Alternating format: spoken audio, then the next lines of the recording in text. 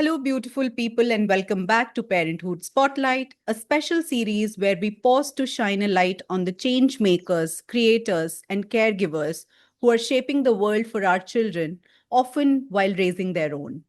Today's guest is someone whose journey feels especially close to the heart.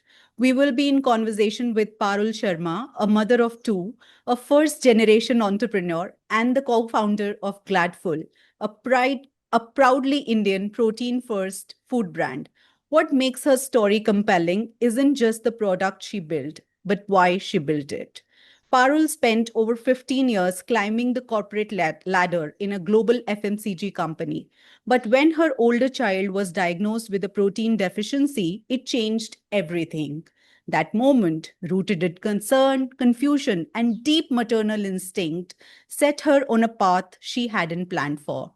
What began as home experiments to make healing, nourishing snacks for her child eventually grew into a full fledged mission to bring protein rich, tasty, and guilt free snacking to Indian households.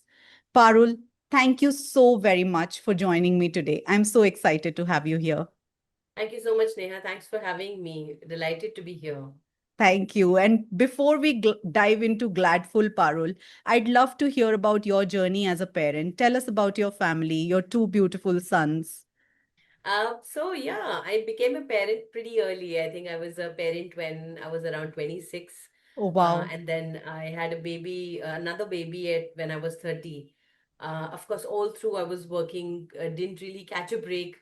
My career really spans about 15 years working. I was working all through in Cadbury before this, now known as Mondelez. So I was heading brands, different roles in sales, etc. And I was lucky to find my life partner also in the same organization. Oh, wow. And yeah, then these two kids happened, and of course they took a sizable portion of my day and my mind space. And naturally, I think unlike olden times when you truly have a village around you to raise a child,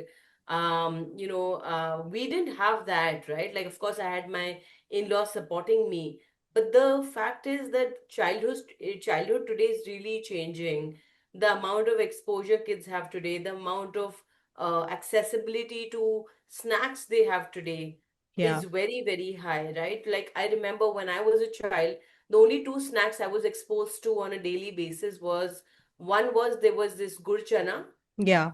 that we used to have, and then there was one kind of a naan khatai that we used to have at home, and that also used to be once a week or so. But today I see kids, not only my kids, kids around me, my consumers, when I was working at Cadbury, all of them used to consume snacks on a very daily basis, multiple Right. times daily basis, right? And not all the snacks were healthy, and I could see that in at my home as well. And that's when something struck when I went to the pediatrician. So I thought I had to change, and why not start changing from my house itself?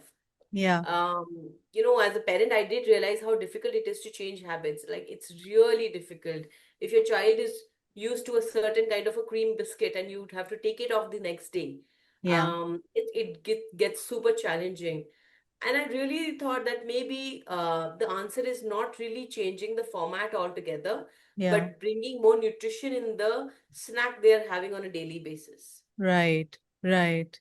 Yeah. And you said, you have often mentioned that there was something off with your older child's health when you got into it. So when did you first notice that? And how did it, what led to discovery of protein deficiency? Because that's such a unique, condition to have. I think I've No, not I'll tell heard you. it. So even when I was pregnant with the older child, Yeah. you do discover deficiencies even when the child is in your womb. Right. So, not protein deficiencies, but the fact there's something called IUGR, intrauterine growth retardation, that the radiologist and your pediatrician will be able to, not pediatrician, your gynecologist will be able to detect depending on how fast the fetus is growing, Yeah. and is it falling in the typical benchmarks that they have, right? They have huge data sets, and when the child growth is not as per the norm, then they'll say that you need to truly worry about this. You know, my elder one, we saw in the fifth, sixth month that there was IUGR detected. Um, the first thing is that, I mean, they'll tell you that the child might not grow as tall, might not be, Mm, you know, that's when exactly the cases of dwarfism, etc., are detected, right? right. And in my case, I was fortunate that we detected it early. Mm-hmm. We really doubled down on, nutrition for myself at that point in time. Right. And touch wood, the baby came out healthy. He might not be the tallest individual in his class today, but he's not the shortest either. And Right. so I've been always conscious of this, that, nutrition led to that kind of a great impact during my pregnancy itself. Right. When the child eventually, you know, my elder one was around 9, 10 years of age. Kids typically have, you know, they play, they're wild, boys keep jumping, Yeah. running, skating, all of that, right? So in a very short period of time, multiple, you know, fractures, Mm, injuries, a lot of blood loss, etc. But the healing time was a little high. yeah. So, my child was born in Breach Candy, went to pediatricians there, multiple doctors there, and they said this is an unnaturally high healing time. And Mm, can you tell us about what your child eats? And one of the doctors really made me write it on paper. Okay, I mm, have, two times dal, do yogurt, के bowls हैं, दो बार आप दूध देते हो, fruit देते हो. So being from a food industry, I was always conscious of food, yeah. right? So I thought I was doing a great job, Yeah. frankly. But then the question was, okay, so what are you really doing for protein? The Mm, child is 38 kgs. You need to give at least 1.5 grams of protein per kg of body weight. And the yogurt and the milk that you're giving doesn't really even total up to half of that, right. right?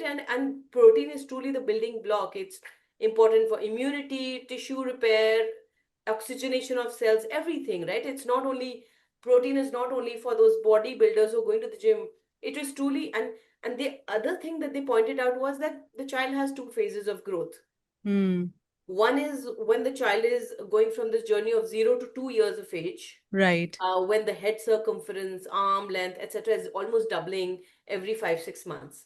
The second is this pre-puberty to puberty age, right? Like typically that 8 to 13 and a half, that period. And Right. these are the two big phases of growth. And you really miss out on the second one. The last phase of growth is really gone. Yeah. So, if you have to truly make a difference, you have to make an impact now.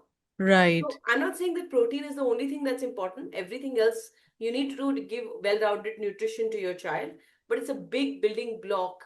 And all the other micronutrients also kind of depend on it. There's a lot of interlocking. So that's why I started doubling down on this challenge. Right. Right. And, take us back to the moment when you first thought, I need to create this myself. What did you do some kitchen experiments? What did they look like? Actually, while Gladful started in 22, my kitchen experiment started almost 2.5, 3 years back. Mm-hmm. I've been working all through with very, very busy schedules. Leave for office at 8:30 in the morning, come back at 8 in the night, right? So Right. my exposure to my own kids was limited to 1.5 to 2 hours in the night Hmm. and on weekends, where Right. we would let them indulge. But truly, my eyes opened when I was staying with them 24 hours during coronavirus, that Hmm. break in 2019. Yeah. When you understand that, okay, you're working, and I used to take the living room for my workspace. Yeah. And I used to see my kids entering this kitchen, opening the fridge and the pantry every hour and see what snack is out there. And just the amount of chips and, biscuits consumption was very, very high. It started hurting me. So then I decided, okay, listen, they're having so many snacks. Why not start making snacks at your own level? Right. And that's how we started baking a lot. We started making cookies. Then we started experimenting with different kinds of flours, different kind of, additives in terms of protein. Use soy protein, pea protein somewhere. Some Yeah. of the things, initial experiments were absolutely disastrous as well. But yeah, that's where it really started. And then incidentally in Bombay, I was also staying in a place which was Jain, like predominant 99% Jain people. And I did realize that truly, there are gaps when it comes to the dining table, because when you look at the Jain thali, you will see Yeah. everything but protein, right? Yeah. And a lot of other mothers kind of connected with me on the same thing. So I did started doing some product testing at that level. Okay. Just okay, would you be open to something like this, etc., etc. Of course, as a food enthusiast and somebody who's been working in the food industry, this, I mean, while of course I was exposed to this, this was not something that I had dealt with earlier, because I had always dealt with very indulgent foods like chocolates, Right. right? Right. So it was really going against the fabric that I was really working in. So that was very different. A lot of interesting insights came from fellow mothers. Yeah. So it started off there, and then I thought, why not start talking to people who can actually commercialize it? I took Yeah. my concept to them, worked with a lot of nutritionists and food developers, because making the recipe in the kitchen is one thing, Yeah. making it so that it can stay in the pack and be sustainable for 4 to 6 months is another, right? Right. And while I was from the food industry, I did not know the technical aspects of building a product, and Right. packaging and sustaining it through the supply chain, etc., etc. So all of that was new learning for me. Yeah. And were your kids your first tasters? What Yeah, kind of actually, it's feedback? great to have kids, Yeah. because um, they are cruel when it comes to feedback, Yeah. right? So, countless experiments, even till now, Yeah. countless experiments, and every day they would get new feedback on the product. Yeah. And they're very, very quick to say no. Like, I'll come to Neha and say, "Hey, Neha, is this pancake okay?" You might just want to be friendly with me and say, it's quite nice. But kids will say, "No, it's shitty. I can't have another bite of it." And then Yeah. and also this gives a lot of heart. Like, so if my child is having the same product for 3 to 4 times, Yeah. that means that it will work. And Right. of course, frankly, taste palettes are so different, so different. Yeah. People say, okay, like, one of the feedback that we get on our pancake is because we use sprouted lobia, Yes. right? And yeah, there's a bitter aftertaste. Yeah. And that is one ingredient I have just completely refused to change because of its protein content, right? Like, so a lot of people will say that it's bitter, but a lot of kids have gotten used to it. And we can Yes. see that repeat consumer behavior, right? Yeah. So मैं change करके उसको कुछ और sweater डाल दूं या फिर लो protein का डाल दूं, तो फिर वो people who are already repeating it, then उनके लिए तो अच्छा नहीं है ना. So there Yeah. are some things that we of course accommodate because of taste palettes, but there's some things that we do not. Yeah. But yes, in terms of feedback on the product, my kids are the first one. Their friends are the second one, because those mothers have started trusting me.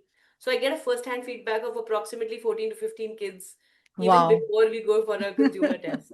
Yeah. And talk about the Indian, you talked about Indian taste palette, I mean taste Yeah. palette, but Yeah. in Indian households, food is full of not just, nutrition and the taste, but it's also emotional, traditional, and sometimes it's also, as you said, you were working in the very guilt wala food space. It's very indulgent. What kind of mindsets did you hope to change with Gladful? So we also always, I mean, we realized after first product did not do that well. So our protein cookies did not do that well because it was quite a departure. Like, people do have that morning biscuit for a little bit of indulgence, and we tried to put in too much health. There was 24% protein in it. So Wow. they were really healthy. So,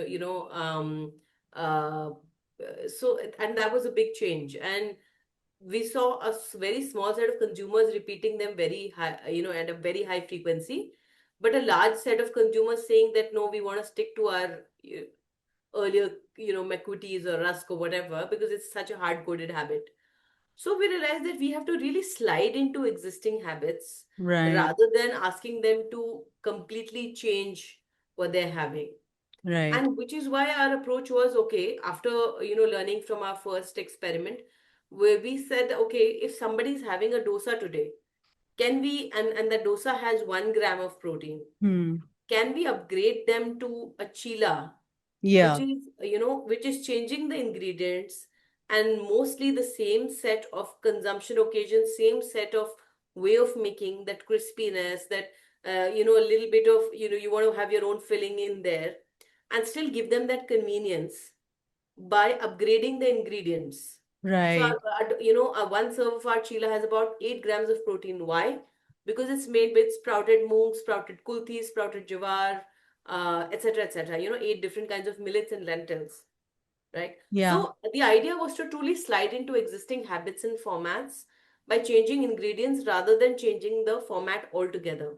Yeah. Yeah. Yeah. So that was one learning that we have. The other thing, in Indian households, we've realized that truly, no matter how progressive we are getting as a society, 90% of the work, or at least decision making, Yes. will be done by a woman. Yes. And especially when it comes to her own children's breakfast, she Yes. wants to stay involved. Yes. Yeah. So you off the and I did a concept test that where there is a pack of ready-made pancakes Hmm. where you have to pick up and put it in the tiffin box versus a pancake powder which you just have to make on the kitchen. She prefers a pancake powder because she wants to be involved in the last step when it's being put in the tiffin box. Right. Because also one is that ownership कि अच्छा मैंने बनाया मैंने देखा है अब तुम क्यों नहीं खाओगे. The other thing is she also puts her own level of lens because Yes. she feels that I understand my child the best.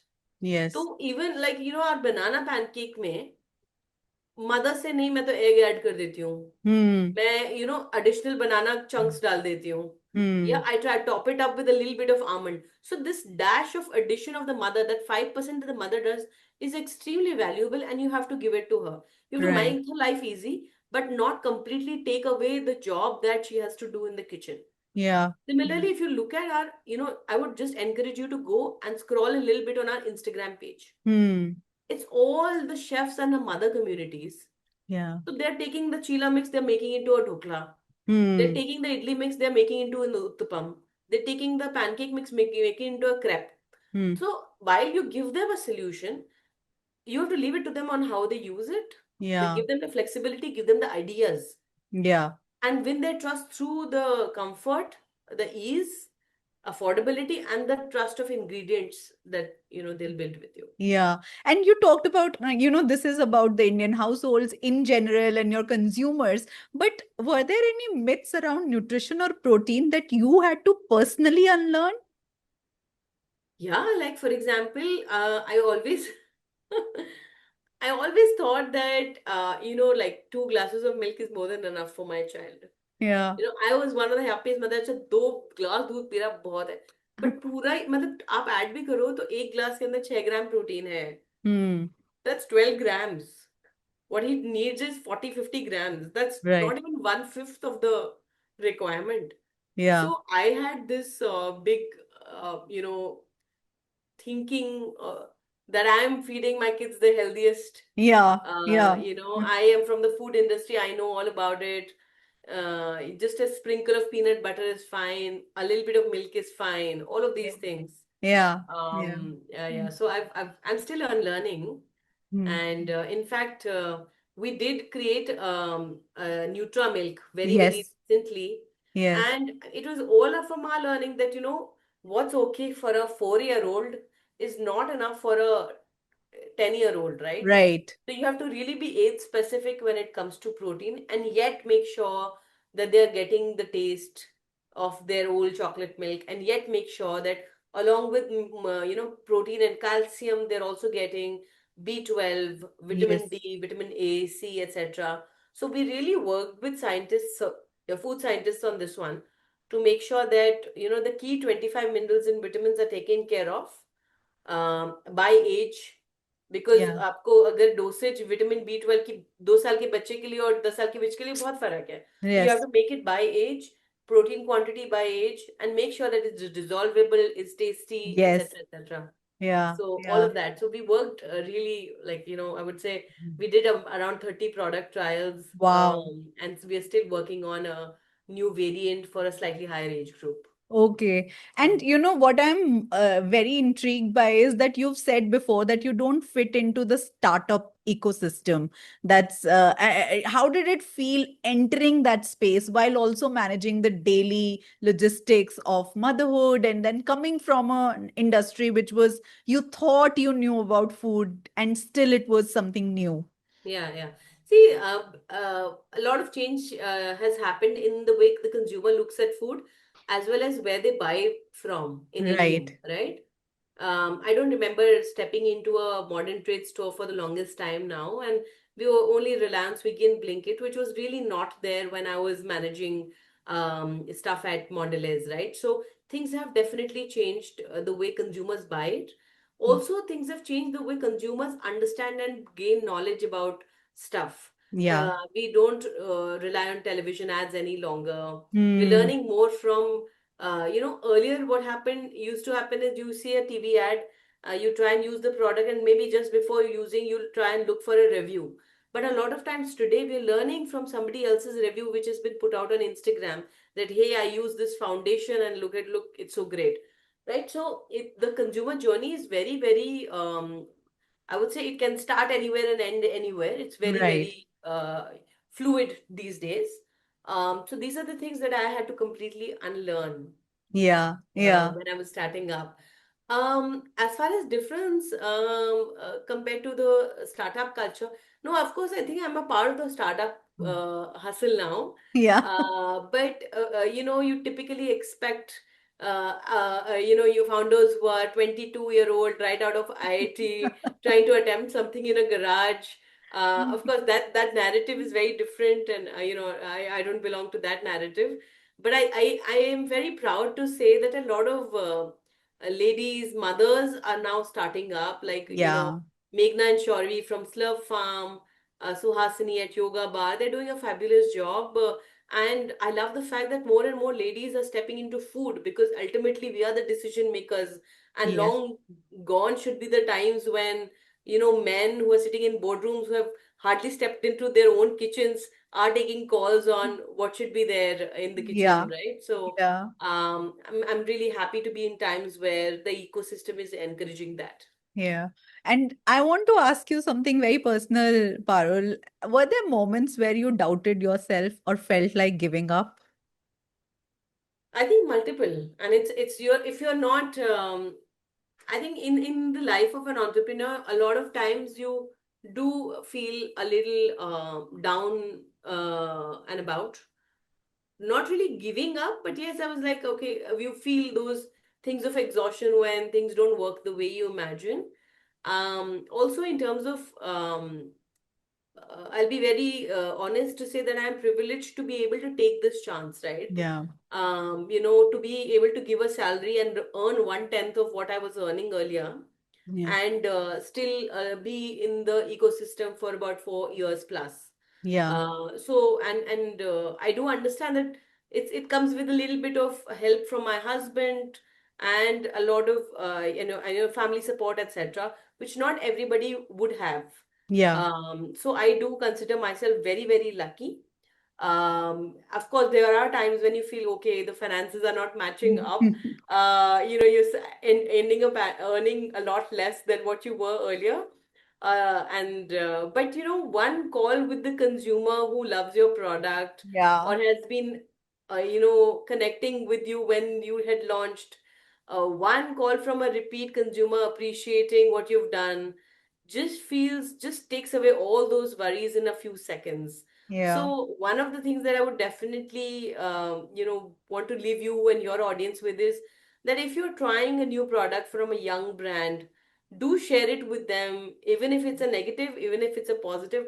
Do share feedback, because you don't know how that feedback kind of feeds on to their innovation cycle or makes their day, Yeah, right? yeah, that's something that I'm going to take away definitely. And tell me, Parul, how do your children engage with your work today? Do they understand why behind what you do?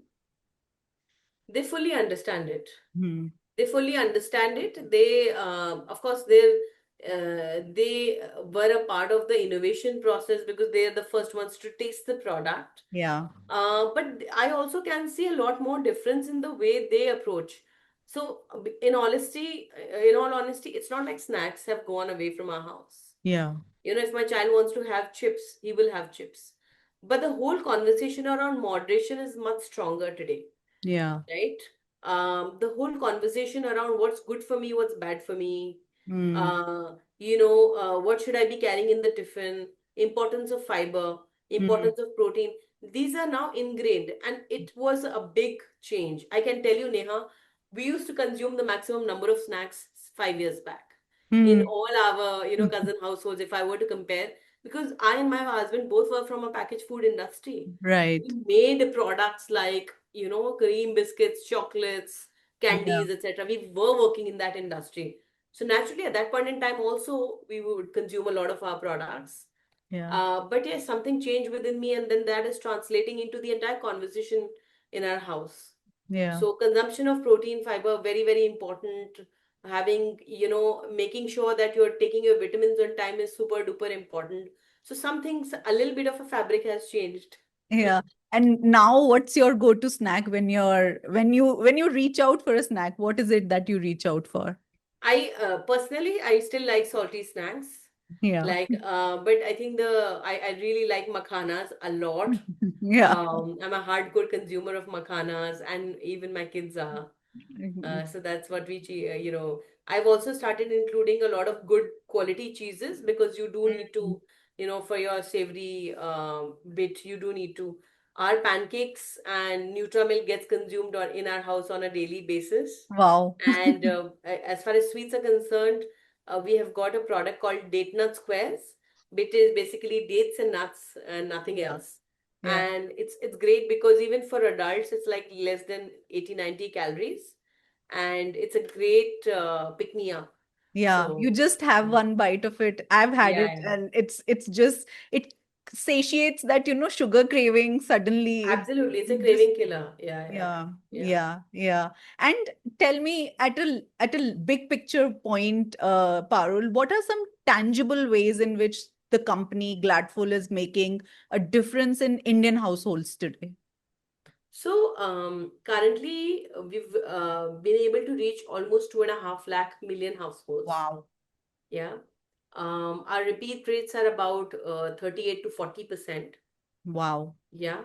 On a monthly level, we do approximately 30,000 transactions, and about 80,000 packs. So that's the Wow. broad number. Um, I think for certain categories, it's still very early days. Like Yes. Nutramilk, very, very new, about 2, 3 months back. We've launched it. We have to sample the product out at a very large level, make sure that, sample out enough to make sure habits change, Yeah. right? So we have to get there. But, our intent is really that we don't want to get into protein shakes. We don't want to get into categories which are new format introductions. We want to get into categories where habits are already built, and you're really sneaking into those habits by with better ingredients like jowar, bajra, sprouted moong, sprouted lobia, and making sure that you do not add any additives like maltodextrin, Mm. maida, palm oil, etc. So making every bite more nutritious and less guilty is the intent. At the moment, we're making only for kids, but I'm hoping that we'll be able to make it for adults as well. And no one is stopping us from consuming those things. Actually, our 40% of our consumers are adults today. Like, there are kids of all ages, the way we Yes. say. Yeah, yeah. And tell me, what does success look like to you now, personally and professionally, both? In terms, see, success has various ways, right? One could be the net revenue that you do, or the amount of profit that you earn, etc. But at the same time, I would love to have my products in at least 10,000 outlets offline in the country. Wow. That'll only happen when there is strong repeat demand of the Yes. product, and we're able to truly own the categories like pancakes and chilas Yeah. offline as well. I think online we've got about 10-11% share in breakfast mixes, but there's a lot more room to grow. Yes. And I would like to replicate that offline as well. Yeah. And finally, my last question to you, Parul, for today. What's the one lesson you hope your kids carry from watching you build this? I think actually two lessons. One is there's never a great time for entrepreneurship. Right. So you have to just get into it and start doing it, right? I mean, as a at a broad level, I'd say if you're 100% perfect Hmm. and but late to it versus 90% perfect and 100% on time, go for 90% perfect and 100% on time because you improve along the way. Yeah. Right. I think my second learning from entrepreneurship is just to be able to take setbacks and Hmm. teach my kids to take setbacks as much as we teach them for success. Yeah. Just make sure that normalize failure for them. Yeah. Yeah, I mean, Yeah. I would just normalize failure because you will get that a lot more in life than success. Thank you. Thank you so much, Parul. Thank you for sharing your story with us today. I loved how you spoke with such clarity and humility about your journey, about the kind of quiet courage it takes to pivot your life, not just the business that you are in. And your story reminds us that sometimes the best ideas are born in the kitchens, on school runs, or in Right. moments of helplessness. Thank you for being here. My pleasure.